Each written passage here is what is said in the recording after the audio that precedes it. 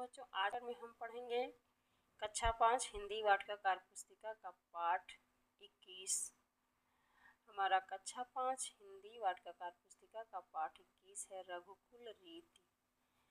तो आज हम सभी लोग इस चैप्टर के सारे प्रश्नों को यहाँ पे हल करेंगे। इस चैप्टर के प्रश्न को हल करने के लिए हमको सबसे पहले टेक्स्ट बुक में जाना होगा और टेक्स्ट बुक में इस पाठ को पूरा पढ़ना होगा, तभी हम इस चैप्टर के सारे क्वेश्चन को यहाँ पे हल कर पाएंगे। तो देख लेते हैं सारे क्वेश्चन। क्वेश्चन नंबर 1, राजा दशरथ कहाँ के राजा थे? महर्षि विश्वामित्र ने राजा दशरथ से क्या मांगा था? इसका उत्तर है राजा दशरथ अयोध्या के राजा थे। महर्षि विश्वामित्र ने राजा दशरथ से उनके ज्येष्ठ पुत्र राम को मांगा था। अब क्वेश्चन नंबर 2। क्वेश्चन नंबर 2 में नीचे दिए गए शब्दों में प्रा उपसर्ग जोड़कर शब्द बनाना है। उपसर्ग जब जोड़ेंगे तो ये शब्दों के पहले जुड़ेगा और प्रत्यय जोड़ते हैं तो शब्द के बाद में जुड़ता है। तो यहाँ पे हमको प्रा उपसर्ग जोड़ना है। तो जितने भी शब्द इधर हमको दिखाई दे रहे हैं, इन सभी शब्दों के पहले हम प्रा उपसर्ग ऐड कर देंगे। जैसे यहाँ पे लिखा है क्रिया, तो ये हो जाएगा प्रक्रिया। काशित का हो जाएगा प्रकाशित। यत्न का हो जाएगा प्रयत्न। बल का हो जाएगा प्रबल। हार का हो जाएगा प्रहार और चार का हो जाएगा प्रचार। अब चलते हैं क्वेश्चन नंबर अगला क्वेश्चन नंबर 3 देखते हैं। क्वेश्चन नंबर 3 में दिया है असंगत शब्दों पर गोला बनाइए। इस प्रश्न में हमको असंगत शब्दों पर गोला बनाना है। जैसे इसमें 4 शब्द दिए गए हैं, इसमें से 3 तो मेल खाता है। तो जैसे अयोध्या, सूरत और प्रयाग, ये सभी किसी न किसी शहर का नाम है, किसी न किसी जगह का नाम है। और वन यहाँ पे असंगत है क्योंकि वन मीन्स जंगल, तो इस पर हमने गोला बना दिया। विश्वामित्र, वशिष्ठ, दधीचि, ये सभी महर्षि ऋषि मुनि का नाम है। और यहाँ पे दशरथ जो हैं ये क्या थे? राजा थे, इसलिए दशरथ असंगत शब्द हो गया, तो यहाँ पे हमने इस पे गोला लगा दिया। तीसरा है द्वारपाल, राम, लक्ष्मण और भरत। राम, लक्ष्मण और भरत ये तीनों भाई थे और द्वारपाल जो है उनके राज का द्वारपाल था, तो ये असंगत शब्द हो गया। शांत, संवाद, सन्नाटा, चुप।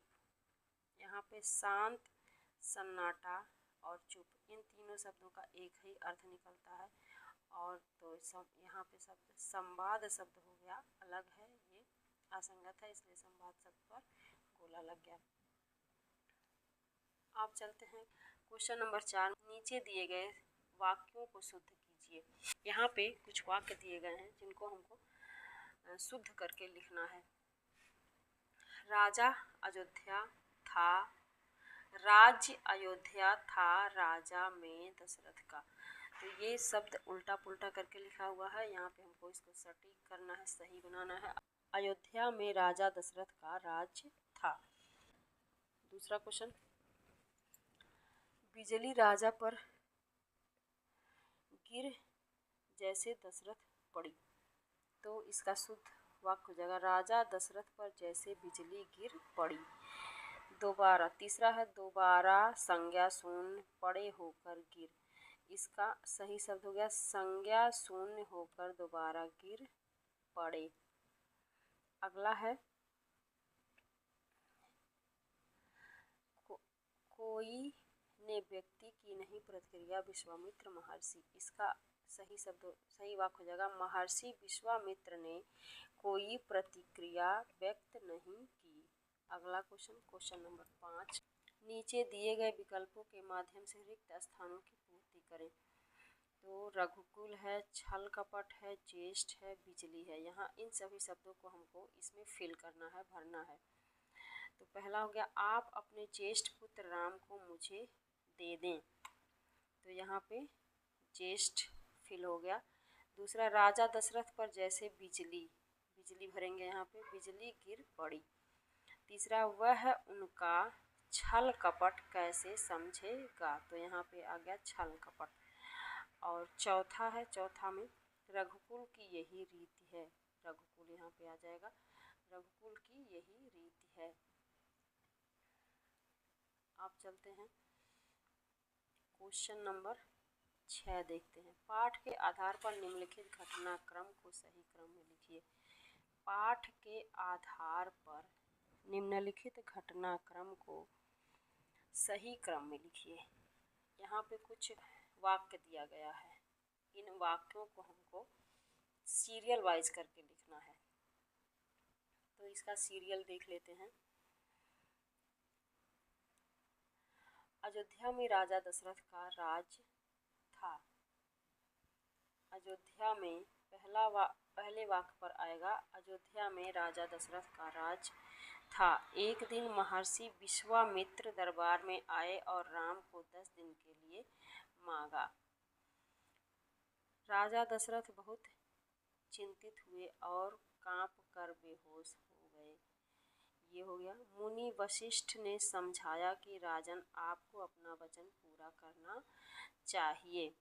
राजा दशरथ ने, अगला वाक्य है, राजा दशरथ ने राम और लक्ष्मण को महर्षि विश्वामित्र के साथ जाने की आज्ञा दे दी।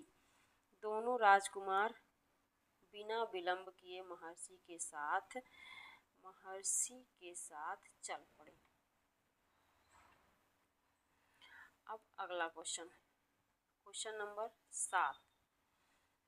क्वेश्चन नंबर 7 में निम्नलिखित वाक्यांशों का वाक्य प्रयोग कीजिए। यहाँ पे कुछ वाक्यांश दिए गए हैं और इनका हमको वाक्य प्रयोग करना है। जैसे प्रतिक्रिया व्यक्त करना, तो इसका वाक्य प्रयोग हो गया, जया ने अपने ऊपर उठे आरोप पर कोई प्रतिक्रिया व्यक्त नहीं की। खा है, बात बिगड़ना, पंचायत में रामू काका के आने से संगीता को बात बिगड़ने का डर था। तीसरा है, मन खिन्न होना, पार्टी में हुए अपमान से उसका मन खिन्न हो उठा है।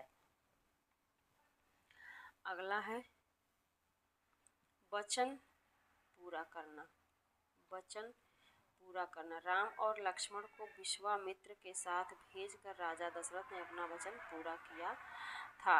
8वां क्वेश्चन, क्वेश्चन नंबर 8,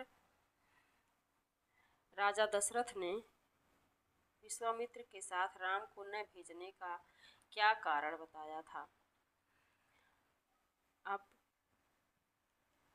इसका उत्तर है, मेरा राम तो अभी 16 वर्ष का है, वह राक्षसों से कैसे लड़ेगा, राक्षस तो मायावी हैं, वह उनका छल कपट कैसे समझेगा।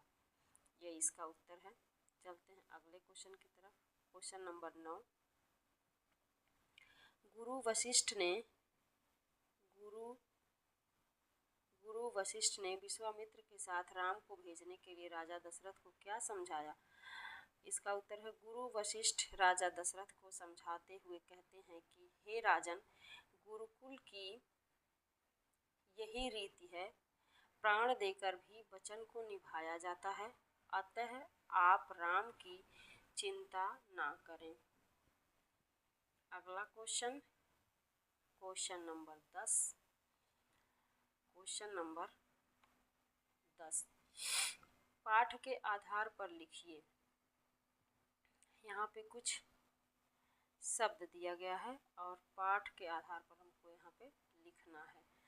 तो देख लेते हैं क्वेश्चन। राम की माता कौन थी, कौशल्या।